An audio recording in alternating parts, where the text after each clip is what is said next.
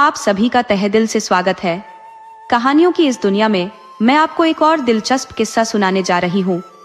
ध्यान से सुनिए और इसका आनंद लीजिए। बहुत समय पहले की बात है। सोनपुर नामक राज्य के राजा सोनभद्र अपनी रानी, राजकुमारी और एक पुत्र के साथ शासन करते थे। यह राज्य अपनी विशालता और समृद्धि के लिए दूर दूर तक प्रसिद्ध था। राजा सोनभद्र एक न्यायप्रिय और दयालु शासक थे। वे प्रतिदिन अपनी प्रजा की समस्याएं सुनते और उनके समाधान निकालते। उनकी प्रजा उनसे अत्यंत प्रसन्न रहती थी। एक दिन जब राजा अपने मंत्रियों के साथ राजकाज में व्यस्त थे तो द्वारपाल ने आकर सूचना दी, महाराज, एक युवक आपसे मिलने की जिद कर रहा है। वह अत्यंत व्याकुल प्रतीत होता है। आपकी आज्ञा हो तो क्या उसे भीतर आने की अनुमति दें? राजा ने सहमति देते हुए कहा, उसे अंदर ले आओ। इसके पश्चात राजा ने महामंत्री से कहा, हाँ महामंत्री जी, आप कुछ कह रहे थे? महामंत्री ने कहना आरंभ किया, महाराज, हाल ही में हमारे पड़ोसी राज्य देवनगर में एक विचित्र घटना घटी है। देवनगर की राजकुमारी का 16वां जन्म दिवस बड़े धूमधाम से मनाया जा रहा था। समस्त राज्य आनंद और उल्लास में डूबा हुआ था। उस समारोह में शुभ कामनाएं देने वालों के बीच एक जादूगर भी आया। उसने महाराज से अनुमति लेकर अपनी जादूगरी का प्रदर्शन आरंभ किया। उसके करतब सभी को मंत्रमुग्ध कर रहे थे, लेकिन अचानक उसने अपने जादू से राजकुमारी को सबकी आंखों के सामने से गायब कर दिया। राजा और दरबारियों के लिए यह घटना एक आघात के समान थी। सब यह सोचकर स्तब्ध रह गए कि क्या यह केवल एक खेल था या कोई षड्यंत्र। काफी खोजबीन के बाद भी राजकुमारी का कोई पता नहीं चल सका। पूरे राज्य में यह चर्चा थी कि वह जादूगर एक दुष्टात्मा या राक्षस हो सकता है, जिसने अपने काले जादू से राजकुमारी को छीन लिया। उस जादूगर का कोई सुराग नहीं मिला कि वह कहां से आया और कहां चला गया। ये घटना सोनपुर और देवनगर दोनों राज्यों के लिए एक पहेली बन गई। क्या राजकुमारी का पता चलेगा? क्या यह दुष्ट तांत्रिक अपने मकसद में कामयाब होगा? इस रहस्यमय कथा में आगे क्या घटेगा, जानने के लिए जुड़े रहे। महाराज ने महामंत्री से कहा, अभी तक कोई ठोस समाचार नहीं मिला है। इतने में एक युवक दरबार में उपस्थित हुआ और बोला, महाराज की जय हो। युवक का आगमन देखकर महाराज ने प्रश्न किया, इस प्रातःकाल तुम्हें कौन सा कार्य आन पड़ा? तुम कहां से आए हो? देखने से तो प्रतीत होता है कि तुम इस राज्य के निवासी नहीं हो। क्यों इतने शोकाकुल हो? युवक ने गहरी सांस लेते हुए कहा, महाराज, जब तक देवनगर की राजकुमारी नहीं मिलती तब तक उस राज्य में न तो कोई पुष्प खिलेगा और न ही वहां कोई आनंद उत्सव मनाया जाएगा। मैं देवनगर से आया हूं और वहां बगीचे की देखभाल का कार्य करता था, किंतु महाराज चित्रसहन ने यह आदेश दिया है कि जब तक राजकुमारी का कोई अता पता नहीं चलता तब तक बगीचे का कार्य स्थगित रहेगा। इस कारण सभी माली अपने जीविकोपार्जन से वंचित हो गए हैं। मेरी वृद्ध माता पिता भूखे हैं।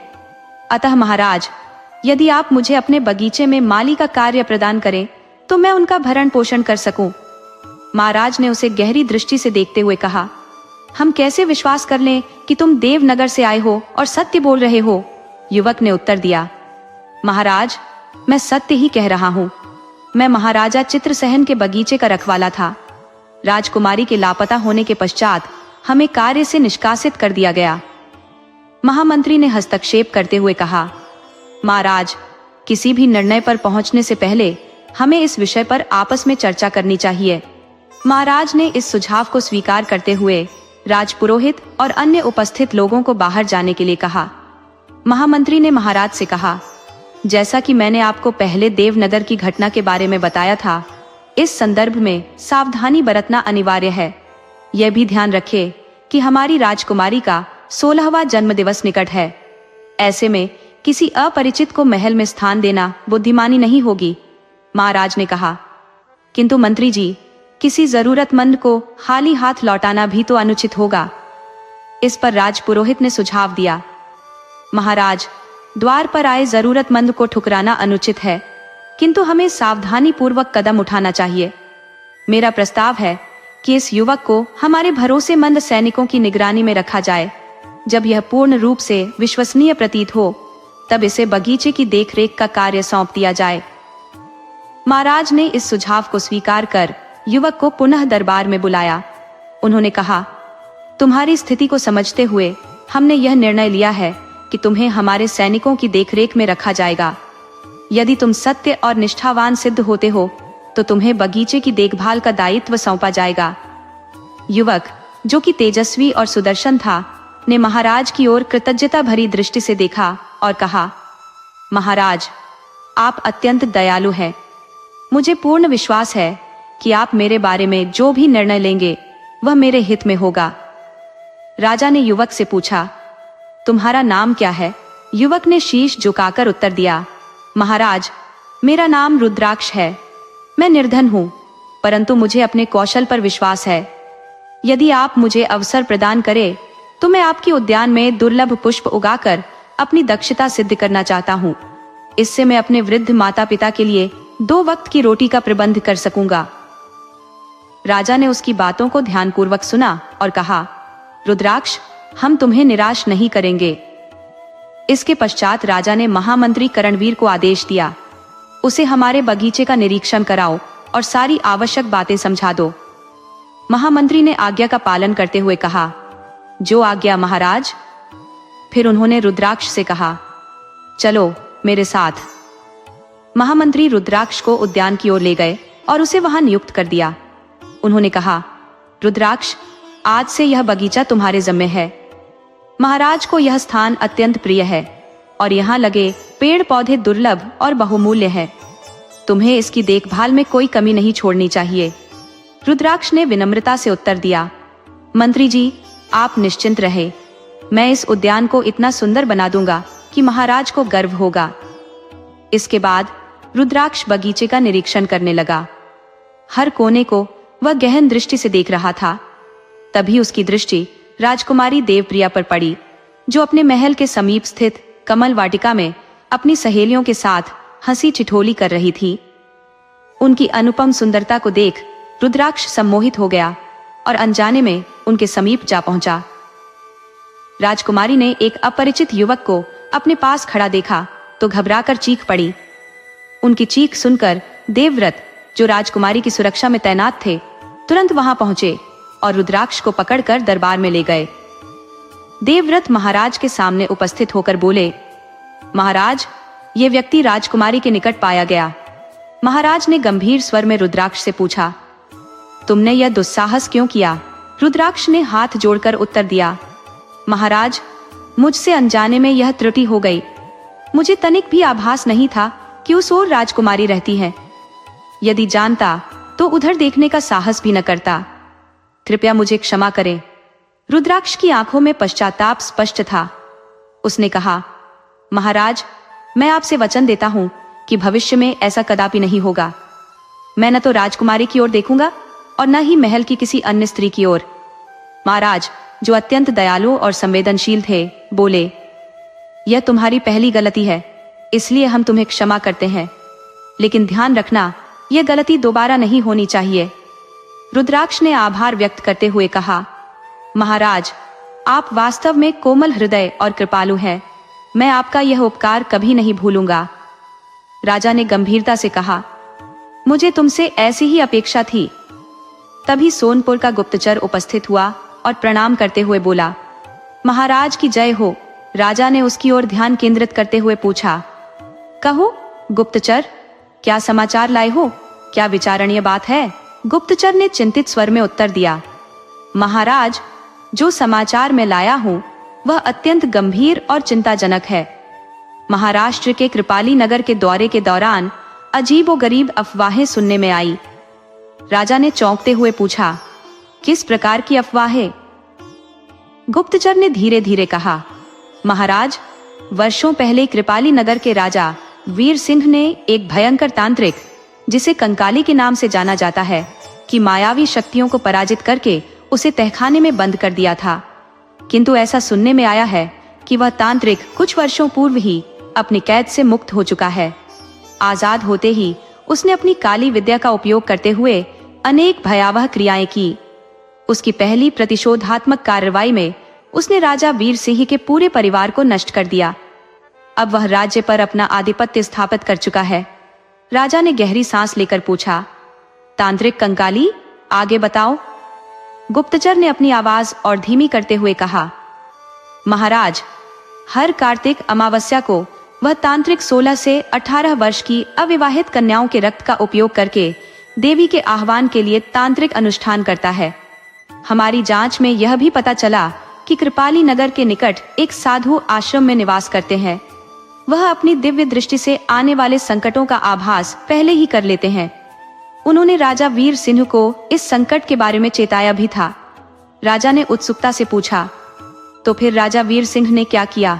गुप्तचर ने उत्तर दिया, महाराज, साधु ने उन्हें सुरक्षा खड़ी करने की सलाह दी थी, किंतु राजा वीर सिंह ने इसे हल्के में लिया। उन्होंने कहा था कि शक्ति विहीन तांत्रिक किसी को कोई हानि नहीं पहुंचा सकता। दुर्भाग्यवश कुछ समय पश्चात एक रहस्यमय दुर्घटना में राजा वीर सिंह की मृत्यु हो गई। राज्य का शासन उनके पुत्र शक्ति सिंह के हाथों में चला गया, किंतु शक्ति सिंह ने भी तांत्रिक की सुरक्षा को नजरअंदाज कर दिया। इसका लाभ उठाकर वह तांत्रिक तहखाने से भाग निकला। गुप्तचर ने आगे कहा, तांत्रिक अपनी साधनाओं से दिन ब दिन और अधिक शक्तिशाली होता जा रहा है। उसकी मायावी शक्तियां पुनः सक्रिय हो रही है। महाराज, आपकी राजकुमारी अब 16 वर्ष की होने जा रही है। यह समाचार सुनकर हमने आपको सतर्क करने के लिए शीघ्रता की। राजा ने गंभीर स्वर में कहा, तुमने ठीक किया। हमें यह आभास हो रहा था कि देवनगर की घटनाएं किसी शत्रु की चाल थी, किंतु यह संकट कहीं अधिक भयावह है। महाराज ने गंभीर स्वर में महामंत्री को आदेश दिया, अभी से राजकुमारी की सुरक्षा अभेद्य बना दो। हमें नहीं चाहिए कि देवनगर की राजकुमारी की भांति हमारी राजकुमारी के साथ कोई अनहोनी घटित हो। महामंत्री ने आदर पूर्वक उत्तर दिया, जो आज्ञा महाराज। तत्पश्चात देवप्रिया के भवन के चारों ओर सुरक्षा का ऐसा घेरा बना दिया गया कि एक परिंदा भी भीतर न प्रवेश कर सके। महाराजा सोनभद्र की चिंता दिन ब दिन बढ़ती जा रही थी। उन्होंने महामंत्री और पुरोहित जी के साथ मंत्रणा करने का निश्चय किया। पुरोहित जी से निवेदन करते हुए महाराज ने कहा, इस समस्या का कोई समाधान बताइए। पुरोहित जी ने शांत स्वर में कहा, महाराज, फिलहाल एक ही उपाय दृष्टिगोचर होता है। राजकुमारी के जन्म दिवस पर होने वाले सभी आयोजन स्थगित कर दिए जाएं। किसी प्रकार का ऐसा आयोजन न हो जिससे उनकी सुरक्षा को खतरा हो। इस आदेश के पश्चात राजकुमारी देवप्रिया के भवन में सुरक्षा और कठोर कर दी गई। रुद्राक्ष, जो बगीचे का कार्य संभाल रहा था, को महल के बाहरी कार्यों में लगा दिया गया। इस बीच राजकुमारी का 16वां जन्म दिवस आ गया, लेकिन सुबह से ही वह क्रोधित और उदास बैठी थी। अपनी रानी माँ से नाराजगी प्रकट करते हुए बोली, रानी माँ, मैंने कह दिया है, आज मैं कुछ खाऊंगी नहीं और न ही कुछ बोलूंगी। आप पिताजी से कह दीजिए कि मैं बहुत नाराज हूँ। रानी माँ ने समझाने का प्रयास किया। देवप्रिया, समझने की कोशिश करो। तुम्हारे पिता ने यह सब तुम्हारी सुरक्षा के लिए किया है। लेकिन राजकुमारी ने अड़कर कहा, हमने कह दिया सो कह दिया। हम अकेले नहीं रह सकते। क्यों हमें अपनी सखियों से मिलने नहीं दिया जा रहा? क्यों हमें अपनी शक्तियों के साथ खेलने से रोका जा रहा है? यह भवन अब जेल सा प्रतीत होता है। राजकुमारी की हट के आगे महाराज भी विवश हो गए। उन्होंने देवव्रत को भेजकर उनकी सखियों को बुलवा लिया। सखियों को देखकर राजकुमारी का चेहरा खिल उठा। जन्म दिवस के अवसर पर माता पिता के साथ महल के मंदिर में पूजा संपन्न कर आशीर्वाद लिया और अपनी सखियों के साथ खेलने लगी। महाराज दरबार में अपने कार्यों में व्यस्त हो गए थे कि अचानक महल के भीतर से शोर शराबे की आवाजें आने लगी। कुछ क्षण बाद भानुमती, जो राजकुमारी की दाई माँ थी, हांफती हुई महाराज के पास भागती हुई आई और चिल्लाने लगी, महाराज, अनर्थ हो गया, अनर्थ हो गया। महाराज ने तुरंत पूछा, क्या हुआ भानुमती? कुछ तो बताओ, आखिर बात क्या है? दाई माँ घबराई हुई स्वर में बोली, महाराज, राजकुमारी अपने कक्ष में नहीं है। ये सुनकर महाराज क्रोध और आश्चर्य से बोले, ये कैसे संभव है? तुम लोग कहाँ थे और क्या कर रहे थे? दाई माँ ने कांपते हुए कहा, महाराज, राजकुमारी हमारी और रानी साहिबा की आंखों के सामने ही अपनी सखियों के संग खेल रही थी। तभी अचानक धूल का बड़ा गुब्बार उठा और उसी के साथ राजकुमारी कहीं गायब हो गई। उनकी सखियां भी पता नहीं कहां चली गई। रानी साहिबा यह देखकर मूर्छित हो गई। महाराज गंभीर स्वर में बोले, मंत्री जी, तुरंत पूरे महल को छान मारा जाए, एक कोना भी न छूटे। तभी देवव्रत भागते हुए आया और घबराहट भरे स्वर में कहा, महाराज, राजकुमारी की सखियां तो बगीचे में मूर्छित अवस्था में मिली हैं, लेकिन राजकुमारी का कोई अता पता नहीं चल पाया है। महाराज ने आदेश दिया, उन्हें होश में लाओ और तुरंत पूछताछ करो। जब सखियां होश में आई तो उन्होंने कहा, महाराज, हम कमल वाटिका से राजकुमारी देवप्रिया के लिए एक कमल का पुष्प लेकर आए थे। खेलते समय राजकुमारी ने उसे हाथ में पकड़ रखा था। तभी अचानक धूल भरी आंधी आई और देखते ही देखते वह पुष्प विशाल आकार में बदल गया। उसने राजकुमारी को अपनी गोद में समेट लिया और फिर क्या हुआ हमें कुछ भी नहीं पता। यह सुनकर महाराज चिंतित हो उठे और बोले, इसका अर्थ है कि ये सब तांत्रिक कंकाली का काम है। उसने कमल का रूप धारण कर हमारी पुत्री को अपने कब्जे में ले लिया। राजपुरोहित ने गंभीर स्वर में कहा, महाराज, हमें इस समस्या का समाधान तुरंत खोजना होगा। मेरी जानकारी में एक महान तांत्रिक है जो हमारी सहायता कर सकते हैं। महाराज ने तुरंत पूछा, कौन है वह और उन्हें यहाँ बुलाने में कितनी देर लगेगी? राजपुरोहित ने कहा, महाराज, वह तांत्रिक तुशांत है। वे सदैव अपनी तंत्र विद्या का उपयोग भलाई के कार्यों के लिए करते हैं। हमें उनसे सहायता लेनी होगी। महाराज ने आदेश दिया, तो फिर देर न करें, उन्हें तुरंत बुलाइए। हमें अपनी पुत्री को सुरक्षित वापस लाना होगा। तांत्रिक को महल बुलाया गया। घटना का विवरण सुनने के बाद तांत्रिक ने कहा, राजकुमारी कहाँ है? इसका पता लगाने के लिए मुझे एकांत स्थान चाहिए। वहां केवल आप, मैं और राजपुरोहित हों। महाराज ने सहमति देते हुए कहा, जो उचित लगे वैसा करें, लेकिन हमें देवप्रिया को शीघ्र खोजना होगा। कुछ समय पश्चात महाराज, राजपुरोहित और तांत्रिक गहन एकांत में स्थित महल के एक विशेष स्थल पर जा पहुंचे। तांत्रिक ने जल से भरे थाल को मंत्रों से अभिमंत्रित करना आरंभ किया। थोड़ी ही देर में जल के भीतर एक विचित्र और रहस्यमय दृश्य प्रकट हुआ। वह एक अद्भुत बाग प्रतीत हो रहा था, जिसके बीच एक विशाल वृक्ष पर एक पिंजरा लटका हुआ था। पिंजरे के भीतर एक मृणाल जैसी कोमल मूर्ति बंदी थी, जो करुणामय स्वर में विलाप कर रही थी। तांत्रिक ने गंभीर स्वर में कहा, महाराज, आपकी पुत्री को माया का जाल रचकर कैद किया गया है। उसे मैना का रूप देकर इस पिंजरे में बंद रखा गया है। ये सुनते ही महाराज उत्तेजित होकर बोले, तो देर किस बात की है? उसे तुरंत मुक्त कराइए। मैं आपके लिए हर प्रकार का पुरस्कार देने को तैयार हूँ। तांत्रिक ने शांत भाव से उत्तर दिया, महाराज, यह कार्य मेरी शक्ति से परे है। राजकुमारी को वही मुक्त कर सकता है जिसका हृदय निर्मल हो और जो अपने प्राणों की परवाह किए बिना उसे बचाने का साहस रखता हो। अब आपको आसपास के राज्यों में इस संदेश की मुनादी करवानी होगी। महाराज ने तुरंत महामंत्री को आदेश दिया, शीघ्रता करें और सभी राज्यों में यह घोषणा करवाएं, जो भी साहसी युवक मेरी पुत्री को सुरक्षित वापस लाएगा उसे मुंह मांगा पुरस्कार दिया जाएगा। महामंत्री ने राजाज्ञा का पालन करते हुए चारों दिशाओं में संदेश भेजा। यह सुनते ही हर राज्य से युवा वीर और राजकुमार अपनी वीरता दिखाने हेतु महल की ओर उमड़ने लगे। सोनपुर में युवाओं की भारी भीड़ एकत्र हो गई। यहाँ तक कि दूरस्थ राज्यों के राजकुमार भी देवप्रिया को तांत्रिक कंकाली के चंगुल से मुक्त कराने के लिए प्रस्तुत हुए। महाराज सोनभद्र ने प्रसन्न होकर कहा, इतने सारे बहादुर युवक देखकर मेरा हृदय संतोष से भर गया है। महामंत्री, अब तांत्रिक कंकाली का अंत निश्चित है।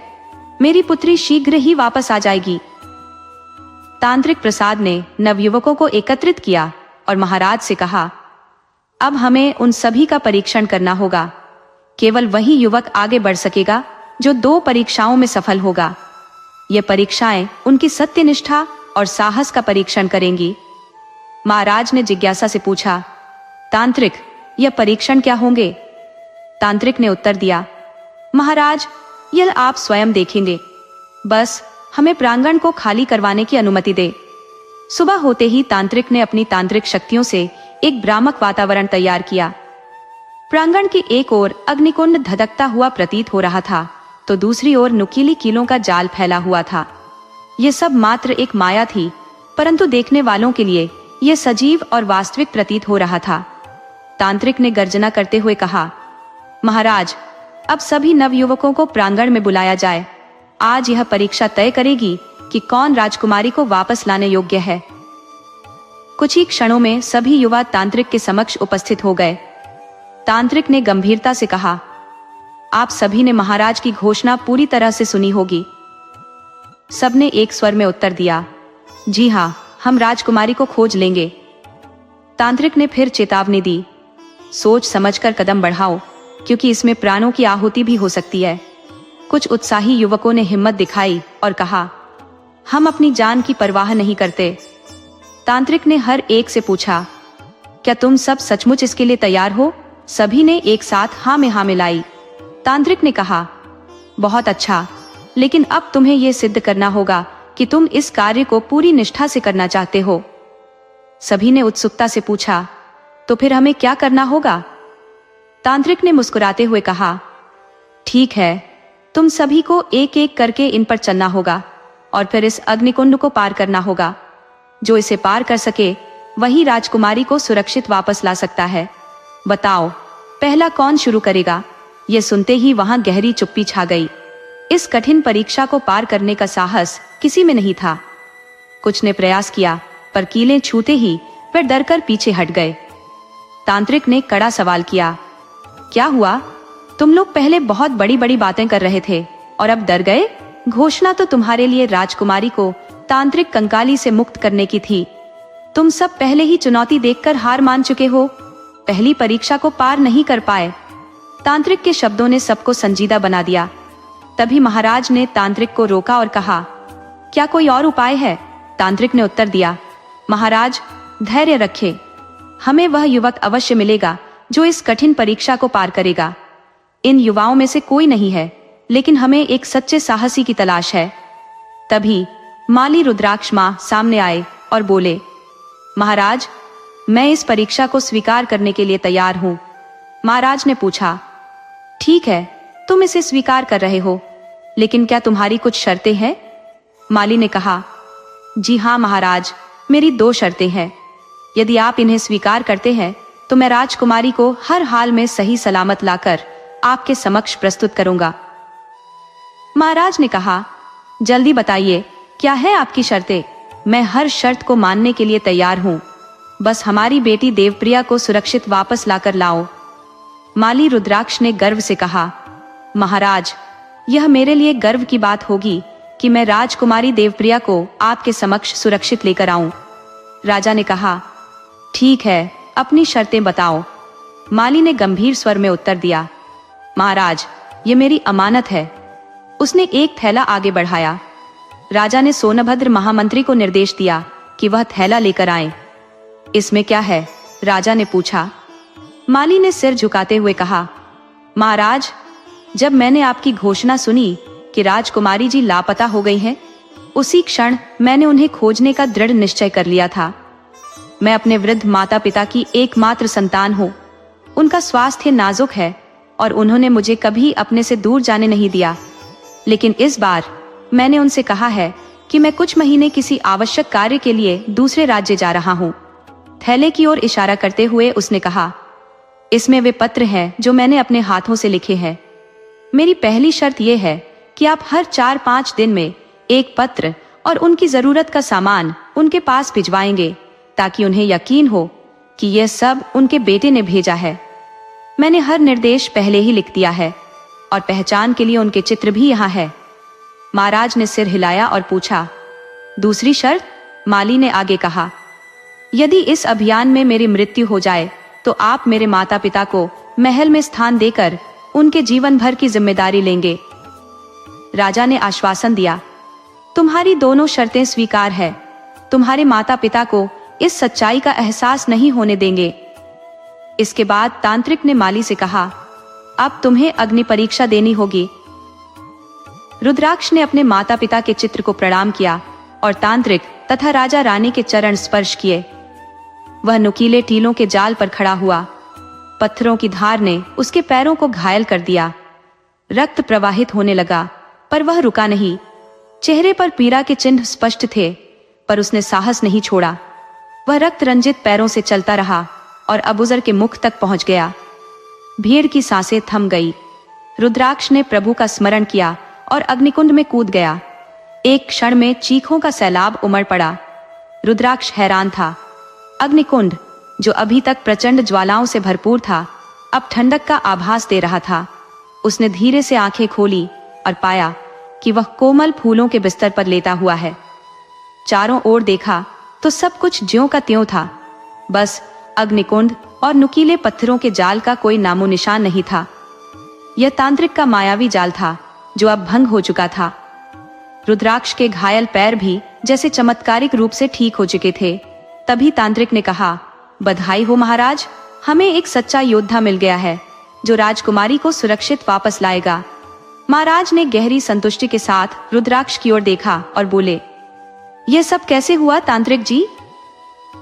तांत्रिक ने गंभीरता से उत्तर दिया, यह केवल मायाजाल की शुरुआत थी। असली परीक्षा तो अब आरंभ होगी। रुद्राक्ष को ऐसे अनगिनत भ्रमों का सामना करना होगा। उसे अपनी बुद्धि, धैर्य और विवेक के सहारे हर चुनौती को पार करना होगा।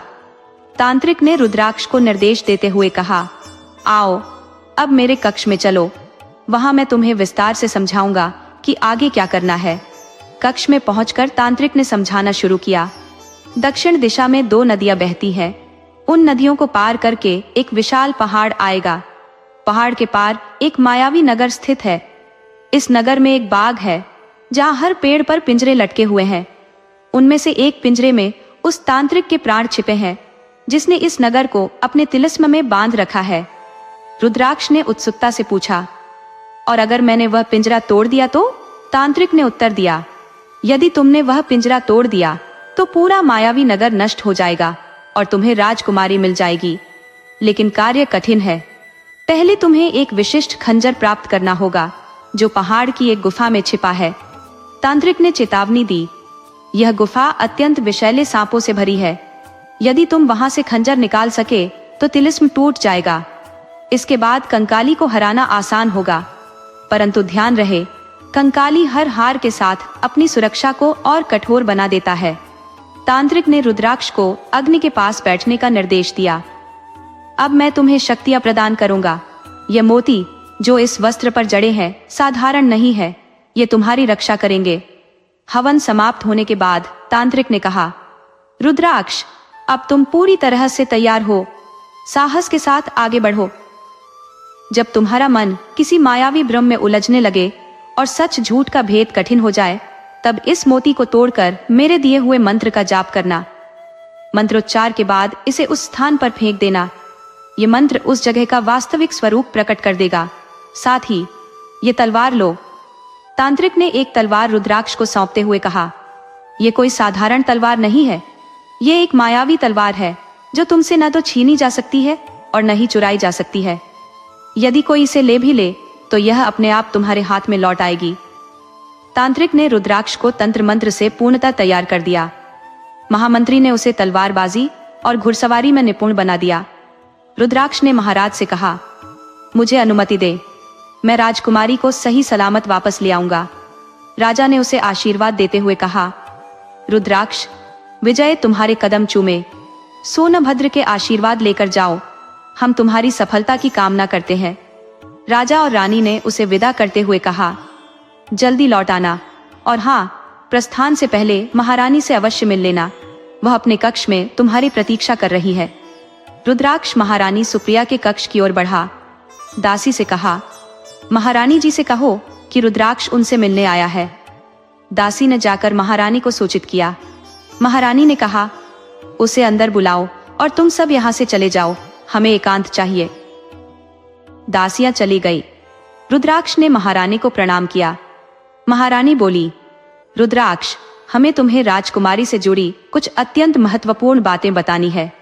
ये बातें केवल मैं और महाराज ही जानते हैं। महारानी ने एक अद्भुत नवरत्नों से जड़ी पायल दिखाते हुए कहा, यह देवप्रिया की प्रियतम वस्तु है। जब तुम उससे मिलो तो इसे दिखाकर कहना कि तुम उसी के तेज का हिस्सा हो। इससे वह तुम्हें पहचान लेगी। महारानी ने और भी कुछ निर्देश दिए। रुद्राक्ष ने विनम्रता से कहा, महारानी जी, मैं आपका हृदय से आभारी हूँ, कृपया अपना आशीर्वाद दे। महारानी ने मुस्कुराकर आशीर्वाद दिया। रुद्राक्ष ने महाराज का प्रिय घोड़ा तेजा लिया और दक्षिण दिशा की ओर बढ़ गया। तेजा अपनी तेज गति के लिए प्रसिद्ध था, जैसे कि हवाओं को भी मात दे दे। यही कारण था कि सोनभद्र में उसे तेजा सौंपा गया। तांत्रिक के दिए हुए नक्शे के अनुसार रुद्राक्ष लगातार 2 दिन और 2 रातों तक घने जंगलों, विषैले सर्पों और धूल के गुब्बारों के बीच बढ़ता रहा। थकान से चूर उसने मन ही मन सोचा, क्या मैं मार्ग से भटक गया हूं? लेकिन रुकने का समय नहीं था। तांत्रिक की चेतावनी थी कि पहली नदी तक बिना रुके पहुंचना होगा। रुद्राक्ष तांत्रिक द्वारा कही गई बातों को बार बार स्मरण करने लगा। ध्यान रखना, जब तक बैली नदी नहीं मिले न किसी से बात करना और न ही कहीं रुकना। जैसे ही तुम अपनी यात्रा पर निकलोगे, तांत्रिक को तुम्हारी उपस्थिति का आभास हो जाएगा। वह अपने माया जाल से तुम्हें रोकने की चेष्टा करेगा। तांत्रिक ने उसे एक विशिष्ट रक्षा कवच प्रदान किया और कहा, याद रहे, ये कवच तभी तक प्रभावी रहेगा जब तक तुम बिना रुके यात्रा करोगे। यदि तुम कहीं रुके तो यह कवच नष्ट हो जाएगा और तुम्हें घोर संकटों का सामना करना पड़ेगा। पहली नदी पर पहुंचने के बाद ही तुम विश्राम कर सकते हो। तांत्रिक ने चेताया। बैली नदी के तट पर भी तांत्रिक और जादूगरों के मायाजाल का भय हो सकता है, लेकिन वहां एक प्राचीन सिद्ध मंदिर है। उस स्थान की पवित्रता के कारण कोई भी मायावी शक्ति वहां काम नहीं कर सकती। जैसे ही तुम उस मंदिर तक पहुंचोगे, ये कवच स्वतः टूट जाएगा। वहां के पुजारी से पवित्र रक्षा सूत्र बनवाकर अपनी यात्रा जारी रखना, यही तुम्हारे लिए सुरक्षित मार्ग होगा। सुबह का सूरज रुद्राक्ष के लिए नई उम्मीद लेकर आया। जैसे ही उसने बैली नदी के समीप कलकल करती धारा का स्वर सुना, उसकी थकान कम होने लगी। नदी किनारे पहुंचकर उसने अपने घोड़े तेजा को एक छायादार पेड़ से बांधा। घोड़े के भोजन पाने की व्यवस्था करने के बाद रुद्राक्ष ने स्नान किया और मंदिर की ओर बढ़ गया। मंदिर में पूजा अर्चना के उपरांत उसने पुजारी से अपनी स्थिति का विस्तार से वर्णन किया। पुजारी ने उसे सांझ ढलने तक मंदिर में विश्राम करने का सुझाव दिया। उन्होंने कहा, अगली यात्रा कल प्रातः सूर्य की पहली किरण के साथ आरंभ करना। मार्ग अत्यंत कठिन है और पैदल चलने लायक ही है। दूसरी नदी ज्यादा दूर नहीं है, तब तक मैं तुम्हारे घोड़े की देखभाल करूंगा। पुजारी ने रुद्राक्ष के हाथ में रक्षा सूत्र बांधते हुए कहा, यह रक्षा सूत्र तुम्हारी यात्रा के अगले पड़ाव में तुम्हें राजकुमारी को पहचानने में सहायता करेगा। जैसे ही तुम्हें लगे कि कोई स्त्री राजकुमारी हो सकती है, उससे यह रक्षा सूत्र छुलवा लेना। यदि वह असली राजकुमारी है तो वह अपने वास्तविक स्वरूप में आ जाएगी। ध्यान रहे, यह सूत्र केवल 2 बार ही कार्य करेगा, इसलिए अपनी बुद्धि और विवेक का उपयोग करना।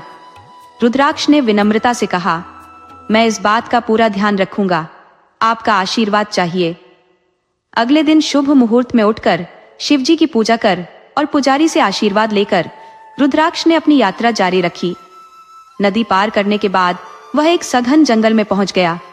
वह मन ही मन सोचने लगा, यह जंगल इतना घना और भयावह है, अगर मैं भटक गया तो शायद कभी राजकुमारी तक न पहुंच सकूं। रुद्राक्ष इधर उधर निहारने लगा। उसे हर दिशा में खड़े वृक्ष एक जैसे प्रतीत हो रहे थे, मानो वे उसकी यात्रा को चुनौती देने के लिए खड़े हों। उसने अपनी मुट्ठी में छोटे से खंजर को और कस लिया और साहस जुटाकर आगे बढ़ा। मार्ग में पड़ने वाले हर पेड़ पर उसने ओम का प्रतीक अंकित कर दिया, ताकि लौटने का कोई मार्ग रह सके। जैसे जैसे समय बीतता गया, सूर्यास्त की बेला आ गई। सघन वन में अंधकार ने अपने पंख फैला दिए। रुद्राक्ष ने चारों ओर अलाव जलाया और एक ऊंचे वृक्ष पर चढ़ गया। रात का सन्नाटा अब मायावी शक्तियों का मंच बन चुका था। तभी एक स्त्री की चीख सुनाई दी, बचाओ, कोई मेरी मदद करो। रुद्राक्ष को संदेह हुआ। उसने स्वयं से कहा, यह भ्रम है, ध्यान मत दो। लेकिन अगला ही पल और भी विचलित कर देने वाला था। भागते हुए कदमों की आवाजें उसके निकट आने लगी। फिर अचानक एक स्त्री आकृति प्रकट हुई। उसने कांपती आवाज में कहा, मुझे बचा लो, वह तांत्रिक मुझे मार देगा। रुद्राक्ष स्तब्ध रह गया। आप कौन है? उसने पूछा।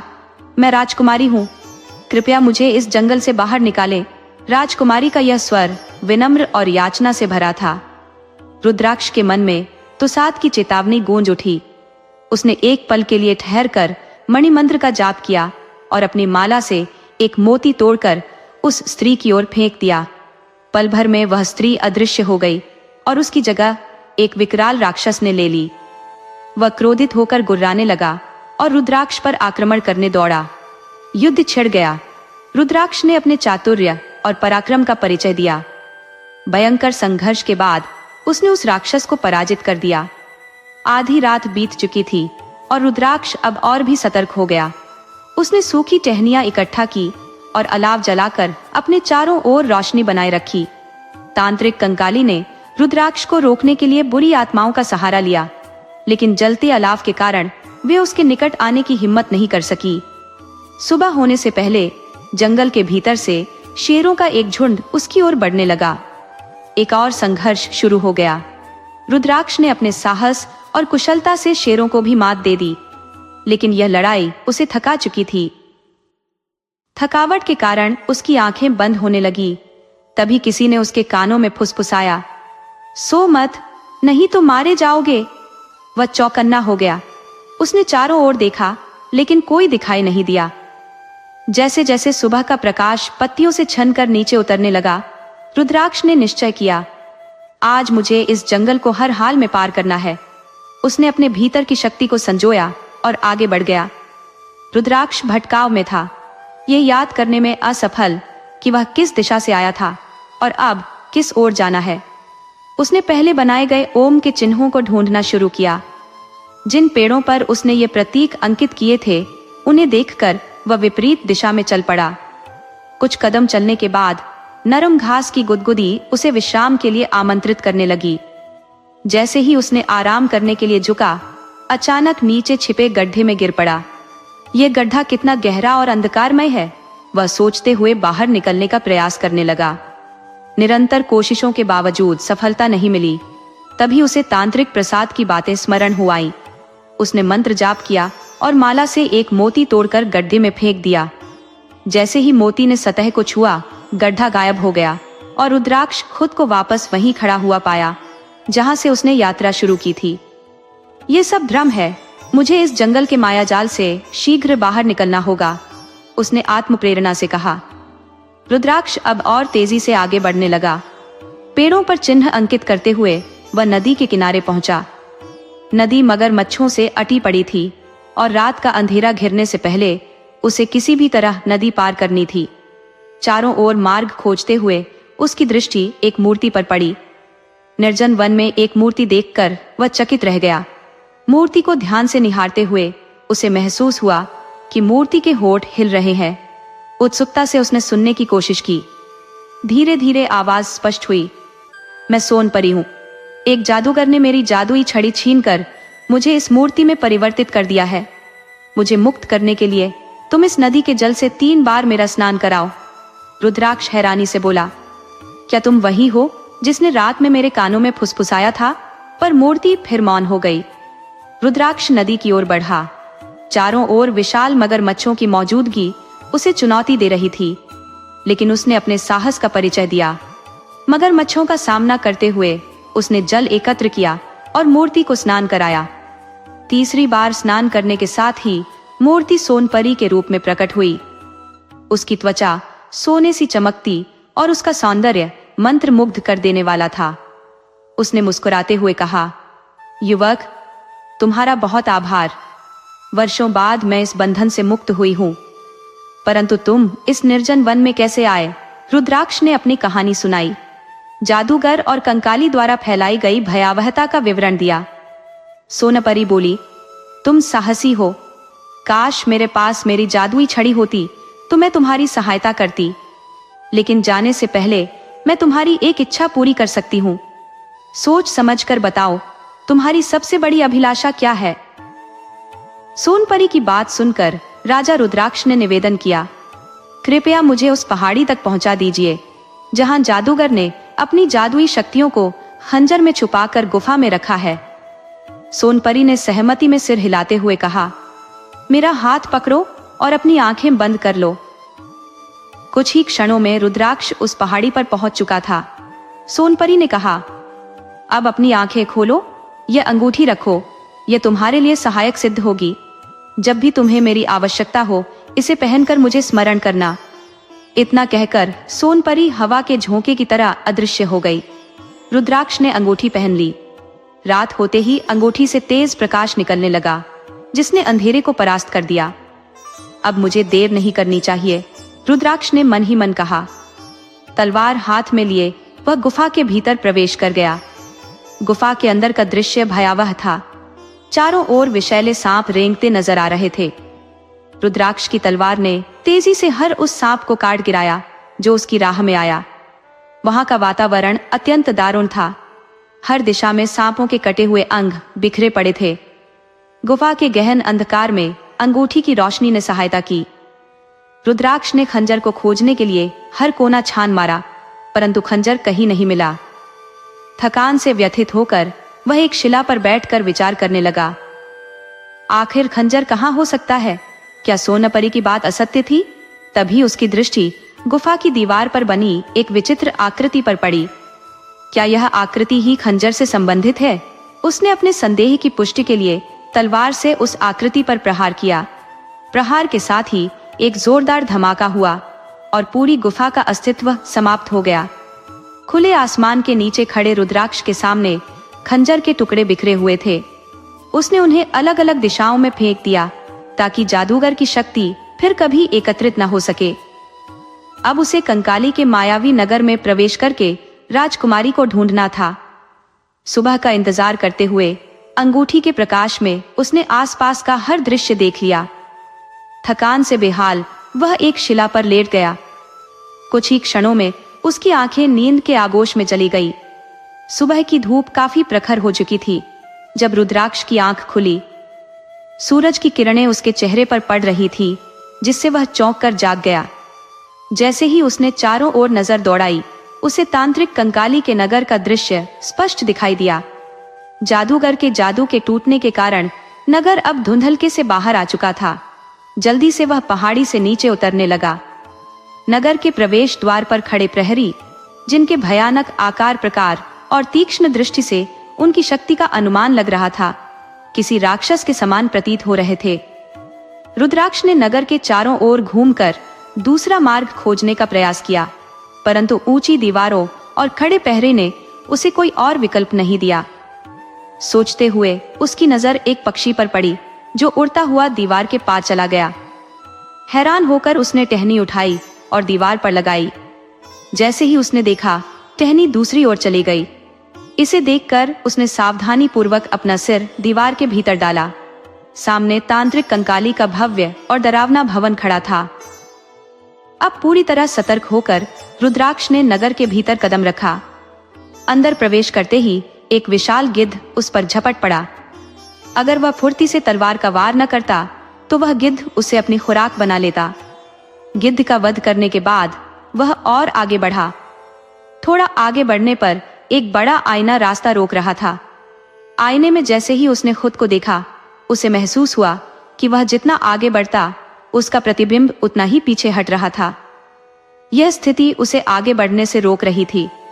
कुछ देर सोचने के बाद उसने उल्टा चलने का निर्णय लिया।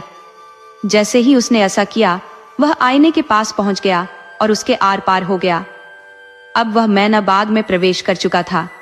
बाग में कदम रखते ही मंत्रोच्चार की गूंज सुनाई देने लगी। अचानक बाग अदृश्य हो गया।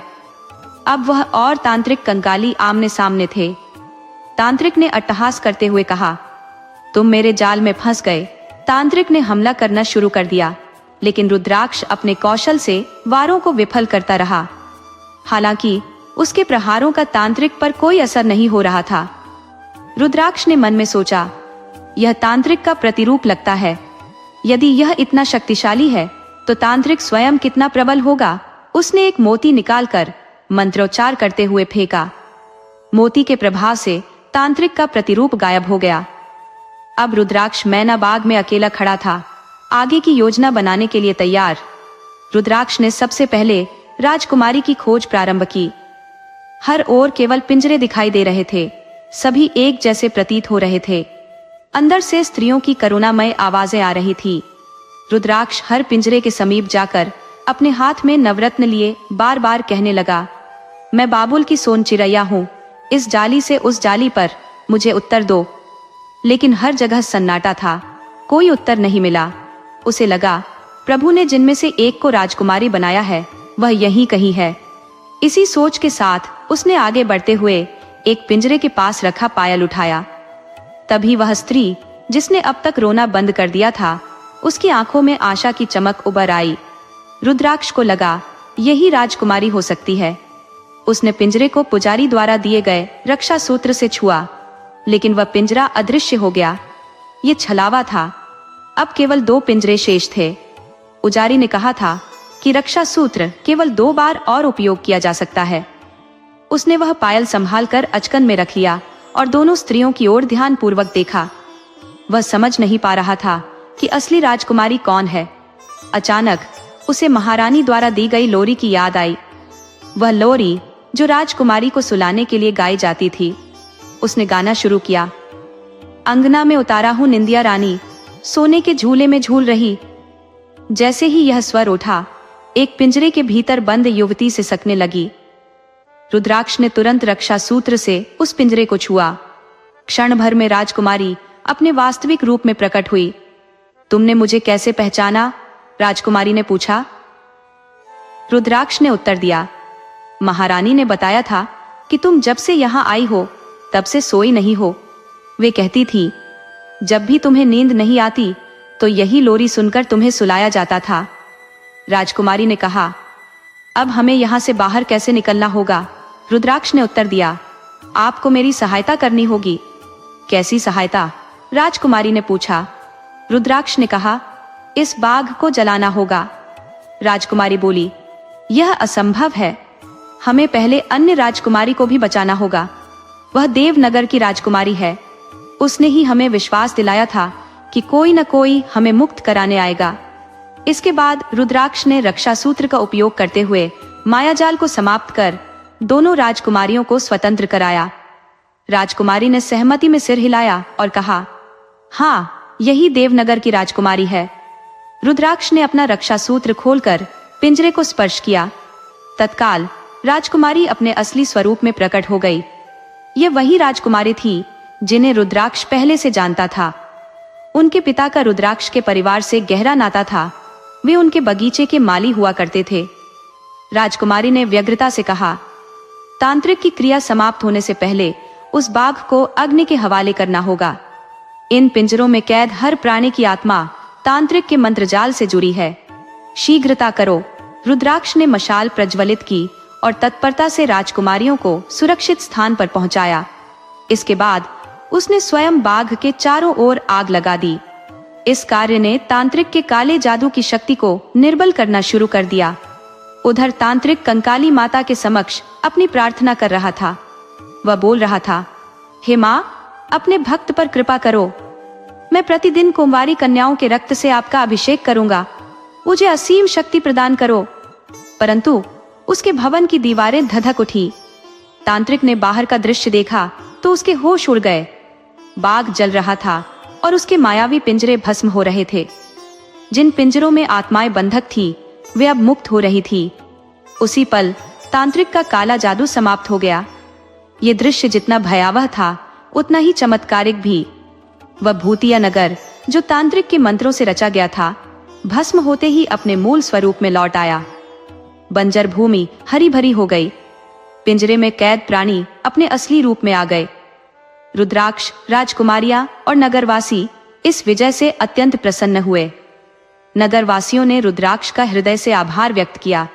इसके बाद रुद्राक्ष ने राजकुमारियों को सुरक्षित स्थान पर पहुंचाने का निश्चय किया। उन्होंने पूछा, अब हम अपने महल कैसे लौटेंगे? रुद्राक्ष ने कहा, यह पहाड़ पार करना होगा। राजकुमारियां थोड़ी चिंतित हुई, लेकिन रुद्राक्ष ने उन्हें आश्वस्त किया, मेरे रहते आप दोनों को कोई कष्ट नहीं होगा। तभी रुद्राक्ष ने सोनपरी को याद किया। सोनपरी तुरंत प्रकट हुई और मुस्कुराकर बोली, कैसे याद किया? रुद्राक्ष ने निवेदन किया, हमें आपके जादुई सहारे की आवश्यकता है।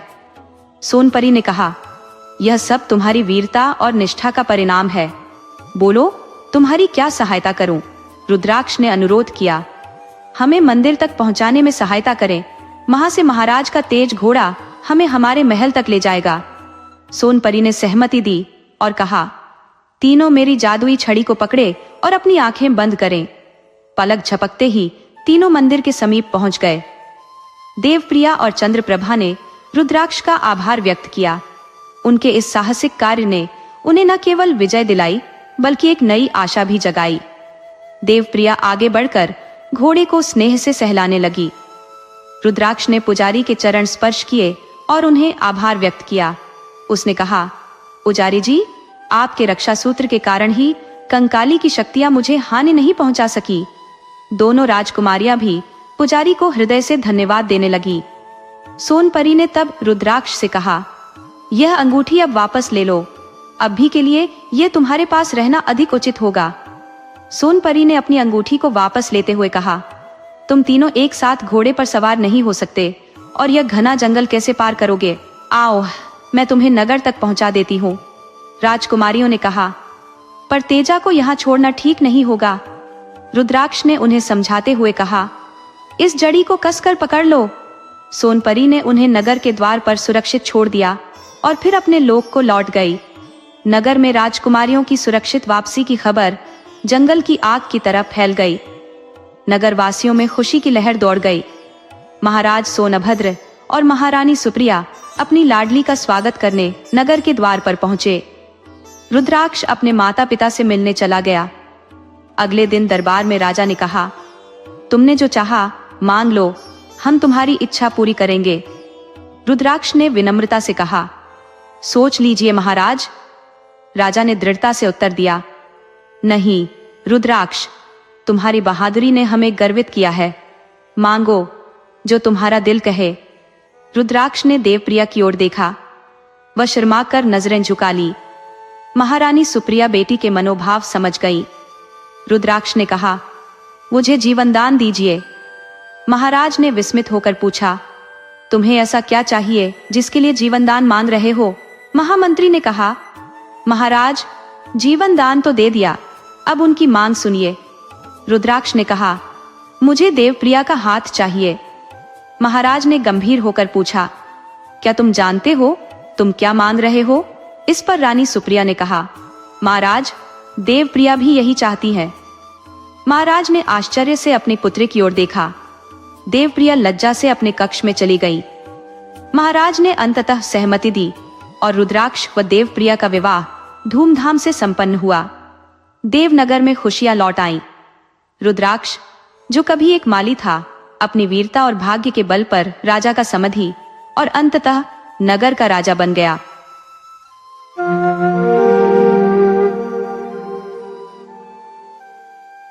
बहुत समय पहले की बात है। एक विशाल और समृद्ध नगर था जिसका नाम पुरुस्थल था। इस नगर के राजा का नाम प्रबोध प्रताप सिंह था।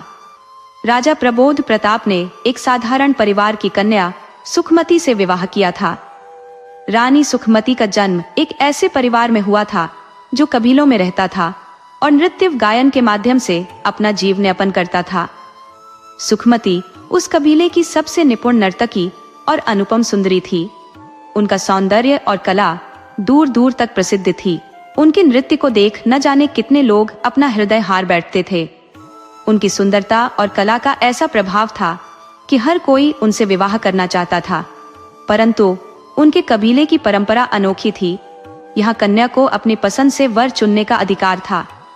एक दिन राजा प्रबोध प्रताप अपने राज्य के भ्रमण पर निकले। इस यात्रा के दौरान उनकी दृष्टि सुखमती पर पड़ी, जो अपने नृत्य से सभा को मंत्रमुग्ध कर रही थी। राजा उनके सौंदर्य और कला पर मोहित हो गए। उन्होंने तुरंत कबीले के मुखिया से सुखमती का हाथ मांगने का प्रस्ताव रखा। सुखमती और उनके पिता ने इस प्रस्ताव को सहर्ष स्वीकार किया। इसके बाद राजा और सुखमती का विवाह बड़े ही धूमधाम और वैभव के साथ संपन्न हुआ। सुखमती अब रानी सुखमती बन गई। राजा प्रबोध के माता पिता का देहांत पहले ही हो चुका था।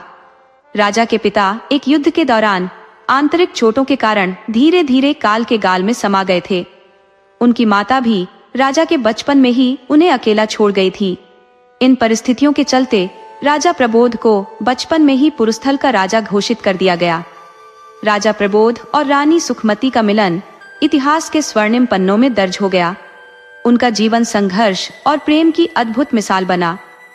राजा प्रबोध ने रानी सुखमती से विवाह तो कर लिया, लेकिन सुखमती के कबीले में एक युवक था जिसका नाम दिग्विजय था। दिग्विजय सुखमती से गहरे प्रेम करता था और उससे विवाह करने की इच्छा रखता था, लेकिन सुखमती ने उसे कभी स्वीकृति नहीं दी। जब सुखमती ने राजा प्रबोध से विवाह कर लिया तो यह बात दिग्विजय को सहन नहीं हुई। दिग्विजय का क्रोध सीमा पार कर गया और उसने पड़ोसी राज्य कीर्तिनगर के राजा चंद्रदर्शन से मित्रता कर ली। राजा चंद्रदर्शन और राजा प्रबोध प्रताप सिंह के बीच पहले से ही शत्रुता थी। दिग्विजय ने राजा चंद्रदर्शन के सामने रानी सुखमती की सुंदरता का वर्णन किया। यह सुनकर चंद्रदर्शन सुखमती की एक झलक पाने के लिए लालायित हो उठे।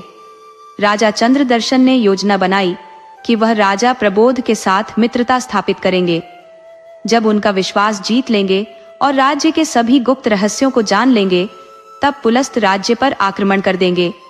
इस प्रकार रानी सुखमती उनकी हो जाएगी। दूसरी ओर दिग्विजय भी अपनी योजना बना रहा था। उसने सोचा कि जब राजा चंद्रदर्शन पुलस्त राज्य को जीत लेंगे, तब वह चंद्रदर्शन को मारकर सुखमती को हासिल कर लेगा। इस प्रकार दोनों अपने अपने स्वार्थ के लिए योजनाएं बुन रहे थे। समय बीतता गया। 3 साल गुजर गए। इस दौरान रानी सुखमती ने एक पुत्री को जन्म दिया। उनकी पुत्री का नाम नीलांजना रखा गया। रानी सुखमती अब एक मां बन चुकी थी और अपनी नई जिम्मेदारियों में व्यस्त थी। राजा प्रबोध और रानी सुखमती अपने परिवार के साथ सुखी जीवन बिता रहे थे। एक दिन राजा प्रबोध अपने राज्य के कार्यों से समय निकालकर रानी और अपनी बेटी के साथ महल के बगीचे में समय बिता रहे थे। तभी एक सेवक संदेश लेकर आया और कहा, महाराज, कीर्तिनगर के राजा चंद्रदर्शन महल में पधारे हैं और आपसे मिलने की इच्छा रखते हैं। राजा प्रबोध ने मुस्कुराते हुए कहा, जाकर कहो कि मैं शीघ्र ही आ रहा हूं। ये सुनकर रानी सुखमती थोड़ी निराश हुई और बोली, राजन, ऐसा भी क्या राज्य का कार्यभार है कि परिवार के लिए कभी समय ही नहीं मिल पाता। इतने दिनों बाद आपको हमारे साथ समय बिताने का अवसर मिला और अब यह भी भंग हो गया। आपकी शत्रुता वाले मित्र भी आ गए। राजा प्रबोध ने मुस्कुराकर कहा, रानी, थोड़ा धैर्य रखिए, आपके लिए भी समय अवश्य निकालूंगा।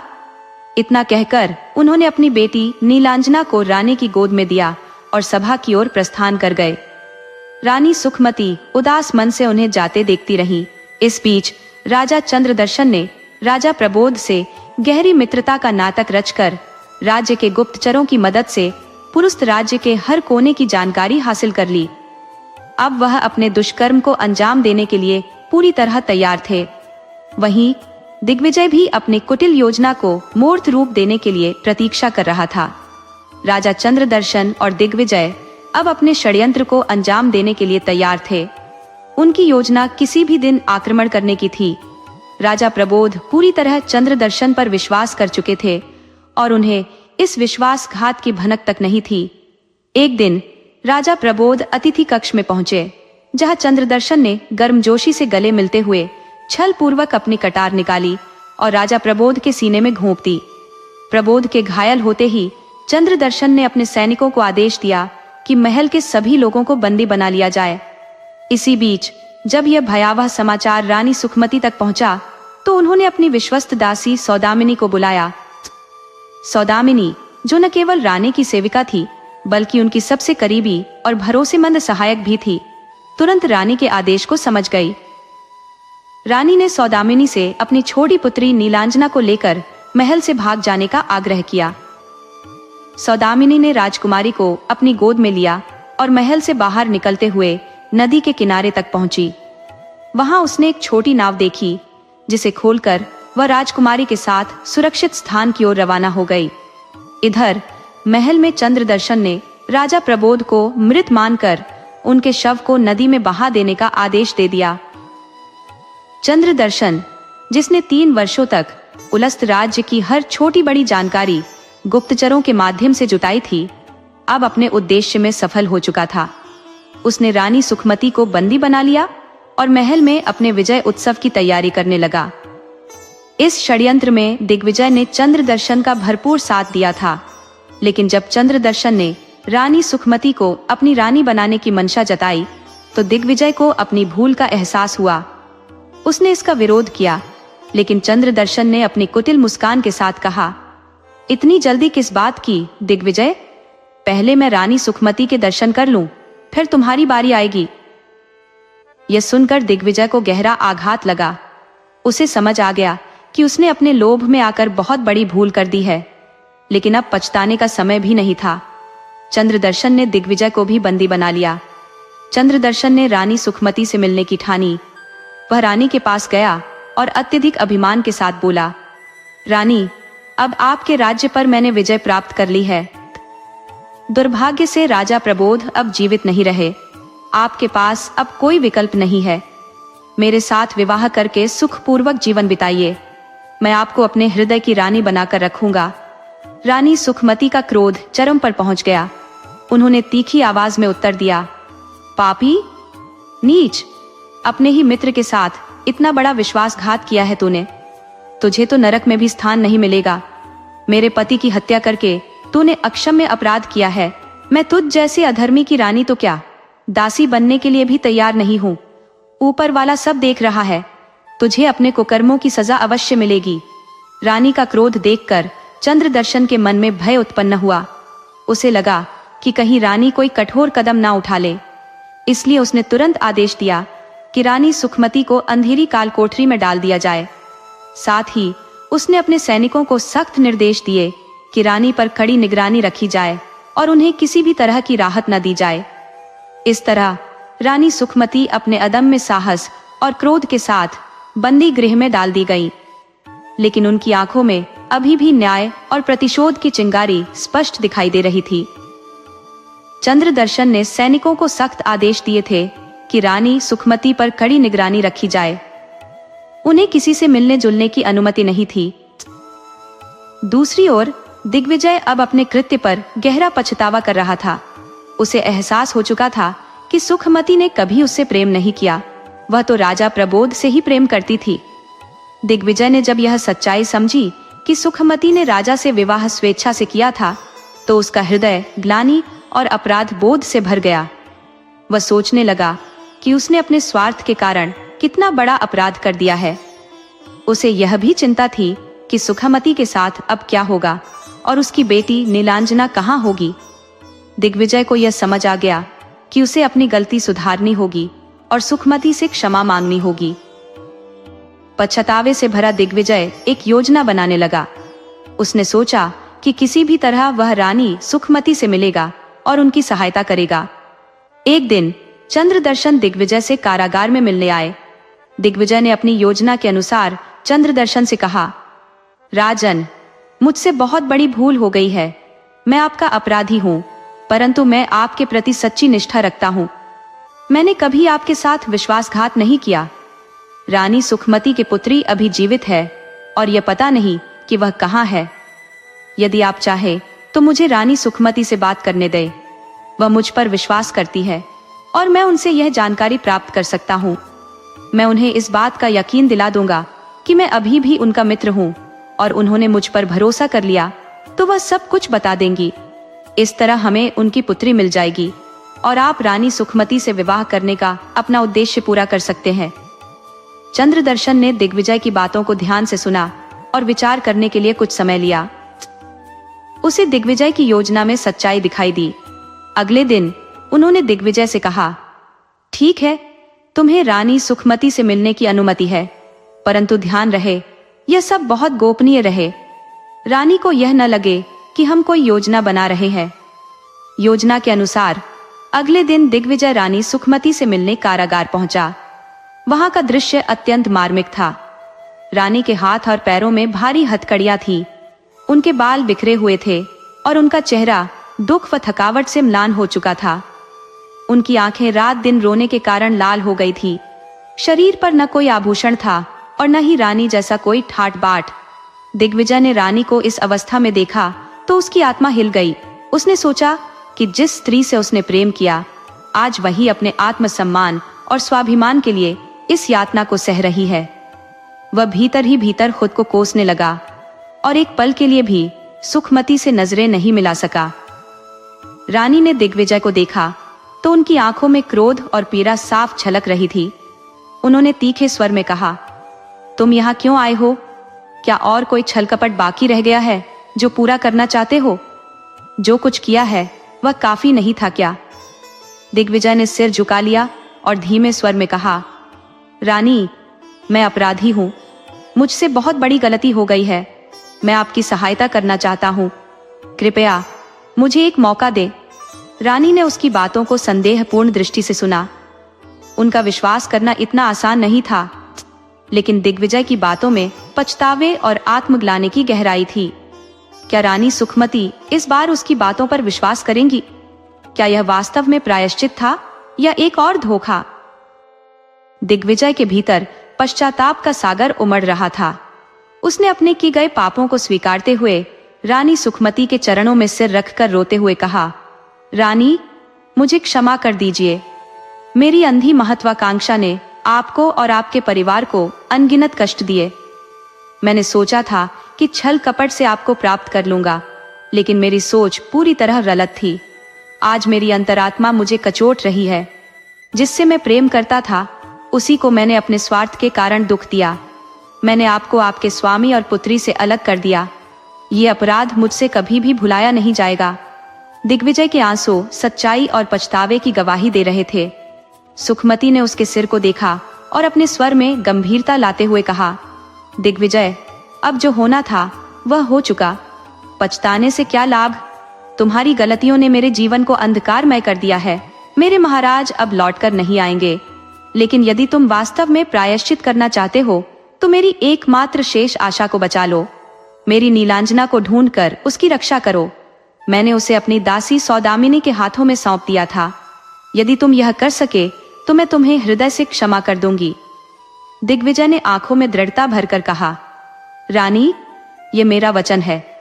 मैं राजकुमारी नीलांजना को खोज निकालूंगा और आपकी सहायता करूंगा।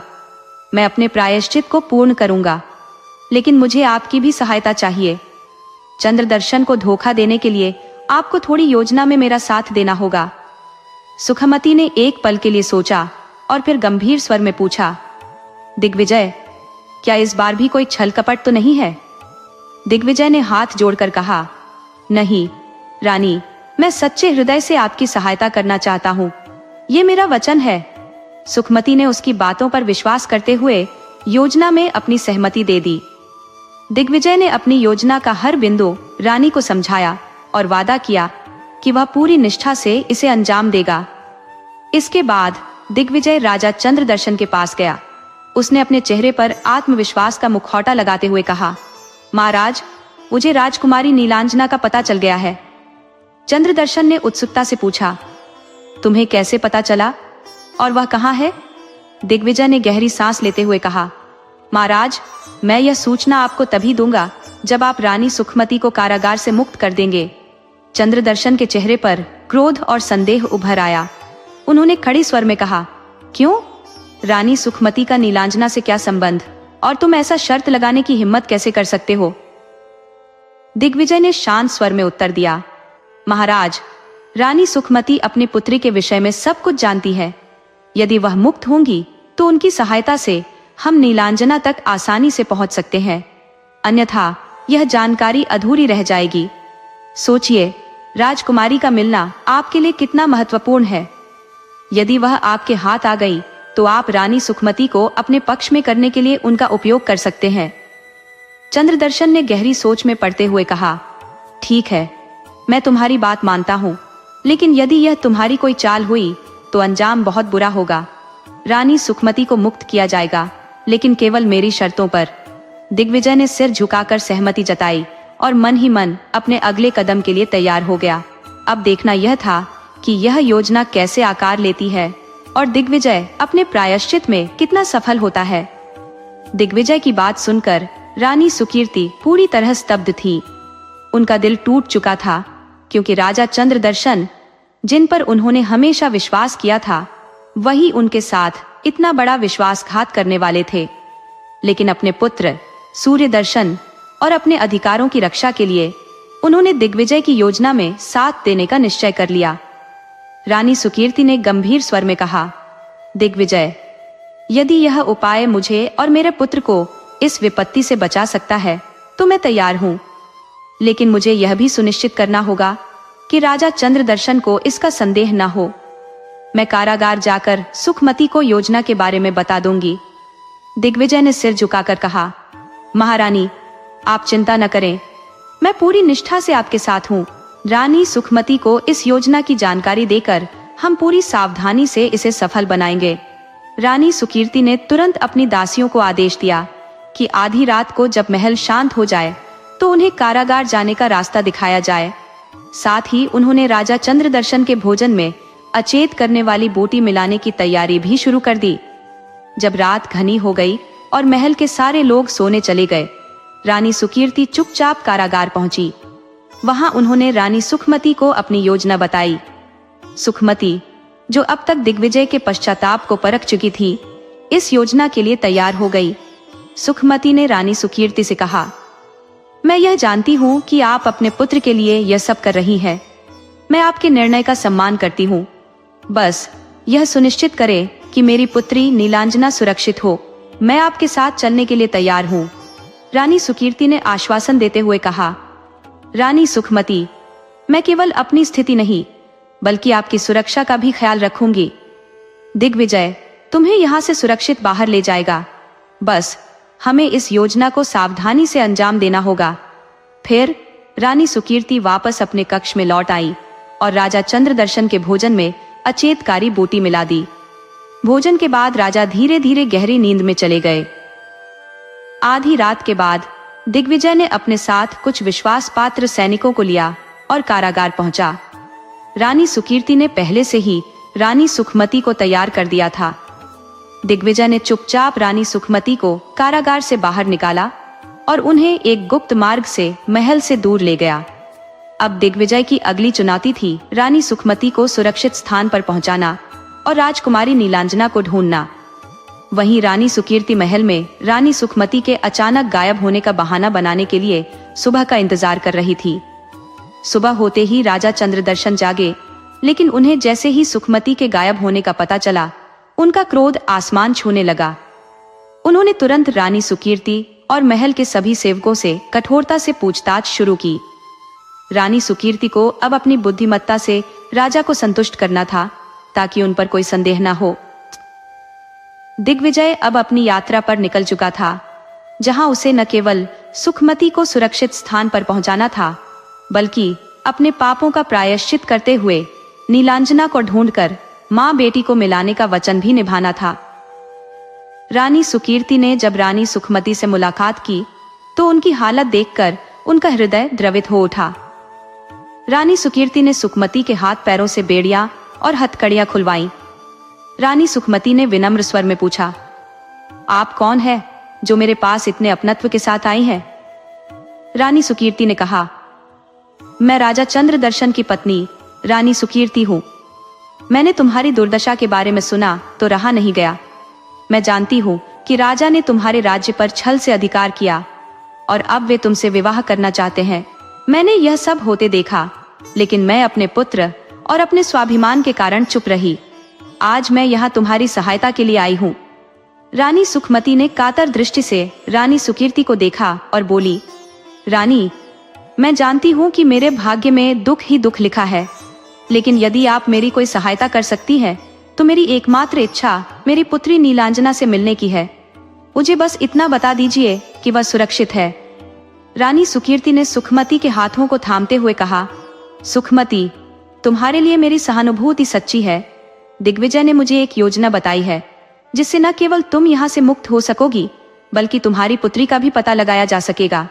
मैं तुम्हें वचन देती हूँ कि इस योजना को सफल बनाकर तुम्हें तुम्हारे दुखों से मुक्त करूंगी।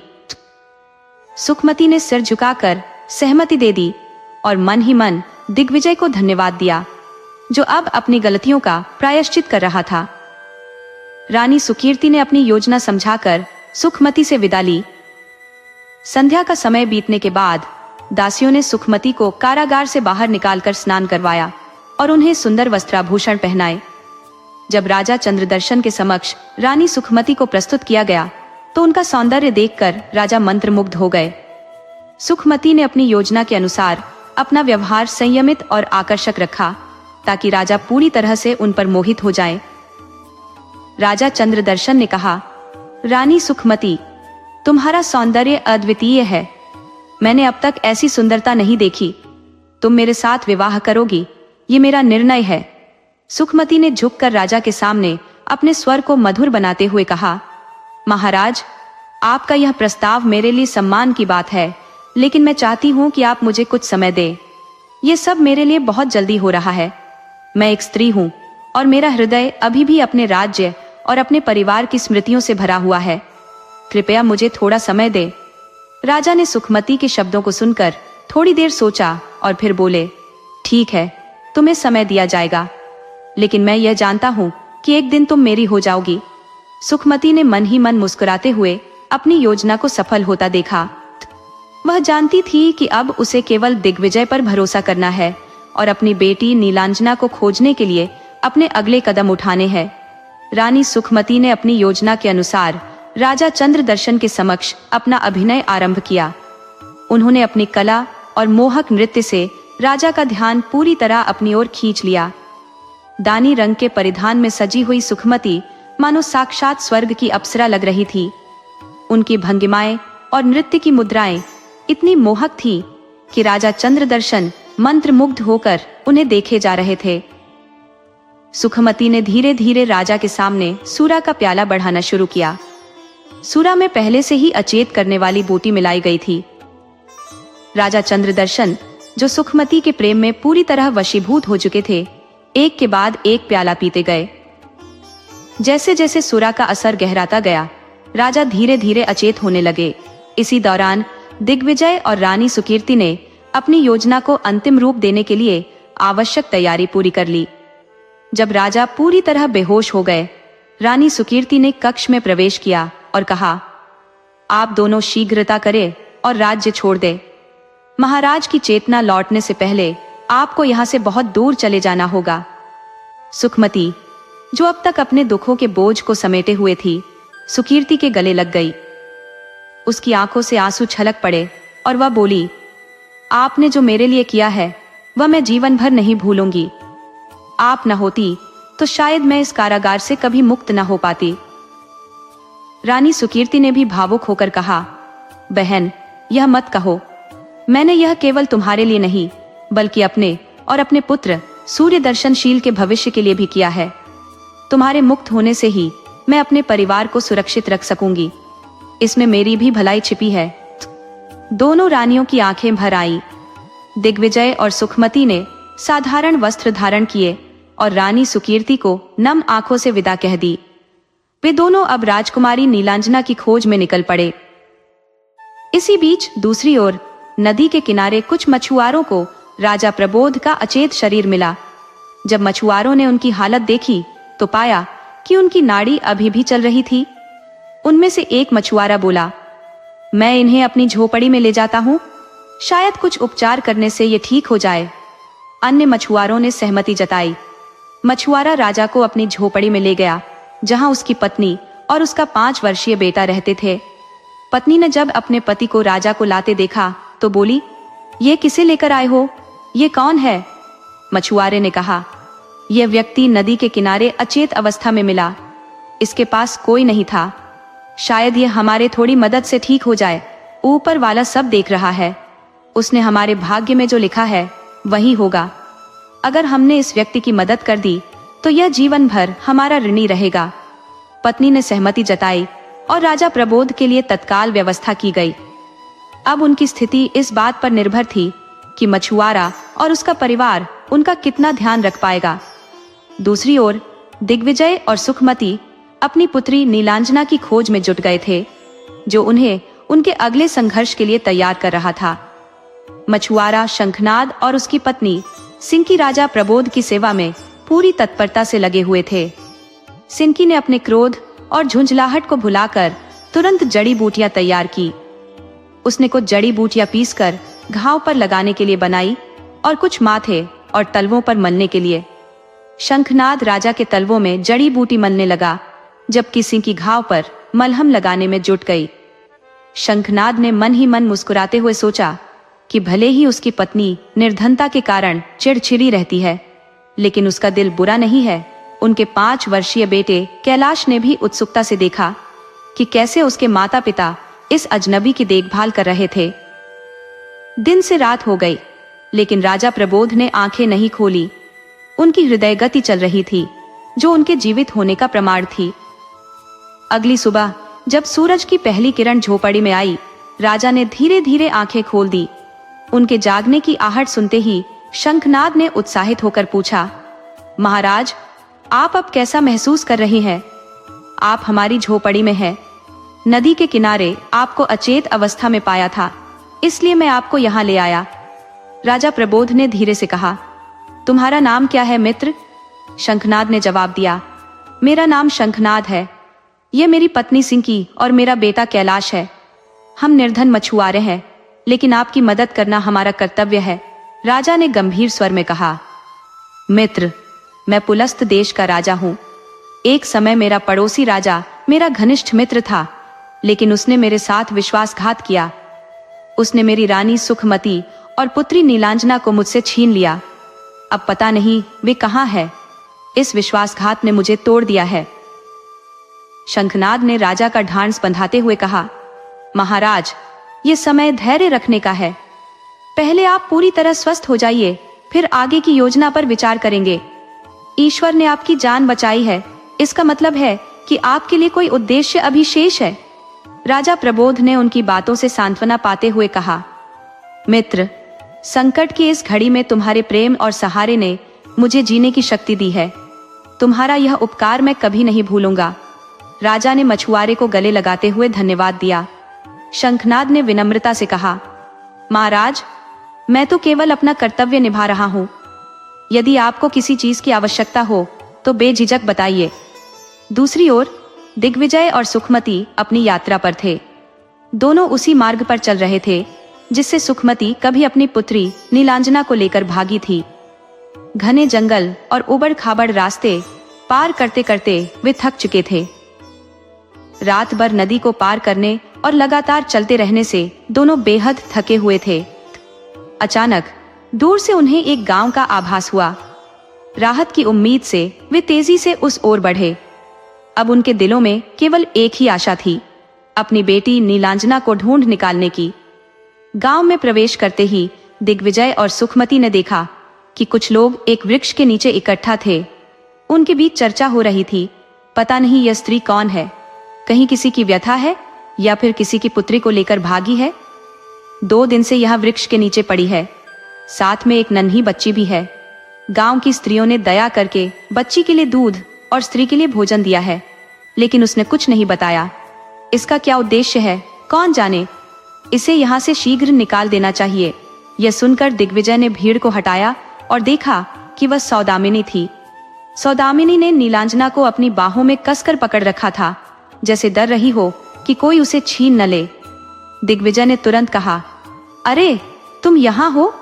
गांव वालों ने हैरानी से पूछा, भाई क्या आप इसे जानते हैं? दिग्विजय ने बात संभालते हुए कहा, हाँ, ये मेरी पत्नी है। हमारे बीच थोड़ा झगड़ा हो गया था और यह हमारी बच्ची को लेकर न जाने कहां चली गई। मैं इसे बहुत समय से ढूंढ रहा हूं। इतना कहकर दिग्विजय ने सुखमती की ओर इशारा करते हुए कहा, यह हमारी बेटी की मौसी है। आप देख सकते हैं बच्ची का चेहरा अपनी मौसी से कितना मिलता है। गांव वालों ने संतोषपूर्वक कहा, ठीक है भाई, ले जाओ अपनी पत्नी और बच्ची को। सौदामिनी भी परिस्थिति समझ गई और अपनी भूमिका निभाते हुए कहा, हाँ हाँ, थोड़ा बहुत झगड़ा तो पति पत्नी में होता ही रहता है, लेकिन ऐसे बात बात पर घर छोड़कर नहीं जाना चाहिए। फिर सौदामिनी ने सुखमती की ओर देखा और खुशी से गले लगते हुए अभिनय में कहा, जी जी, आप आ गईं? कितना अच्छा हुआ। रानी सुखमती ने नीलांजना को सुरक्षित देखकर राहत की सांस ली। उसने अपनी बेटी को गोद में उठाकर सीने से लगाया और खुशी के आंसू बहाने लगी। नीलांजना को अपने पास पाकर उनका हृदय भर आया। सुखमती ने गांव वालों से विनम्रता पूर्वक कहा, आप सबका बहुत बहुत धन्यवाद। आपने मेरी छोटी बहन और मेरी बच्ची को यहाँ आश्रय दिया, इसके लिए मैं सदा आपकी आभारी रहूंगी। अब हमें अनुमति दीजिए। गांव वालों ने कहा, बहन, आप हमारे गांव में अतिथि हैं, बिना भोजन किए हम आपको जाने नहीं देंगे। कृपया यहीं भोजन करें और फिर आगे बढ़ें। दिग्विजय ने भी सहमति जताते हुए कहा, भूख तो सच में बहुत जोर से लग रही है। गांव वालों ने उन सभी के लिए स्वादिष्ट भोजन तैयार किया। भोजन करने के बाद दिग्विजय ने कहा, क्यों ना हम अपने पुराने कबीले में वापस चले, वहां जाकर हम आगे की योजना बना सकते हैं। सुखमती ने भी सहमति जताई, हाँ, यही उचित होगा। इस तरह वे सभी गांव वालों का आभार प्रकट कर वहां से अपने गंतव्य की ओर रवाना हो गए। अब सौदामिनी ने दिग्विजय से कहा, तुमने मुझे अपनी पत्नी क्यों कहा? तुमने मुझे अपनी पत्नी बना लिया, क्या तुम्हें शर्म नहीं आई? ऐसा कहते हुए दिग्विजय हंसते हुए बोला, उस वक्त तो कोई उपाय नहीं दिखा था, और सच बताओ, क्या तुम मेरी पत्नी बनोगी? सौदामिनी गुस्से में बोली, तुम समझते क्या हो?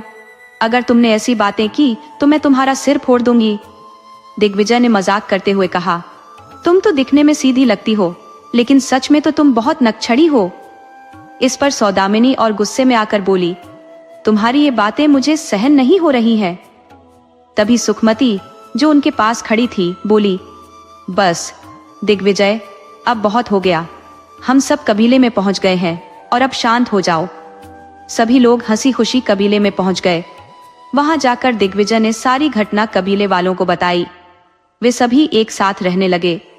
कुछ समय बाद राजा प्रमोद, जो मछुआरों की मदद से बचकर छिपकर रहने लगे थे, ठीक हो गए और एक दिन घूमते घूमते उसी जंगल में आ पहुंचे जहां रानी सुखमती और उनका कबीला रहते थे। उन्होंने नीलांजना को देखा और वह उसे अपनी बेटी जैसा महसूस हुआ। राजा ने नीलांजना से पूछा, बेटा, तुम्हारी माता का नाम क्या है? नीलांजना ने उत्तर दिया, मेरी माता का नाम सुखमती है। राजा को पूरा यकीन हो गया कि यह उसकी बेटी ही है। वह तुरंत नीलांजना को लेकर कबीले में आ गया और सुखमती से मिला। सुखमती ने अपनी बेटी को पाकर अत्यधिक खुशी महसूस की और उनकी आंखों में आंसू छलक पड़े। राजा ने सुखमती से कहा, जैसे ही मुझे मारकर नदी में डाला गया था, मछुआरों ने मेरी जान बचाई। अब मैंने एक योजना बनाई है। मछुआरों और कबीले वालों की मदद से हम दुश्मन राजा को हराकर अपना राज्य वापस लेंगे। राजा ने अपनी योजना के अनुसार मछुआरों, कबीले वालों और अपनी सेना को तैयार किया। उन्होंने दुश्मन राजा पर आक्रमण किया और अपने राज्य को वापस ले लिया। राजा चंद्रसेन ने अपना राज्य फिर से प्राप्त किया और रानी सुखमती और राजकुमारी नीलांजना के साथ सुख शांति से रहने लगे। इसी बीच दिग्विजय ने सौदामिनी से विवाह कर लिया। वे दोनों भी एक साथ खुशहाल जीवन जीने लगे। इस प्रकार सबकी जिंदगी में सुख और शांति आई और कहानी का सुखद अंत हुआ।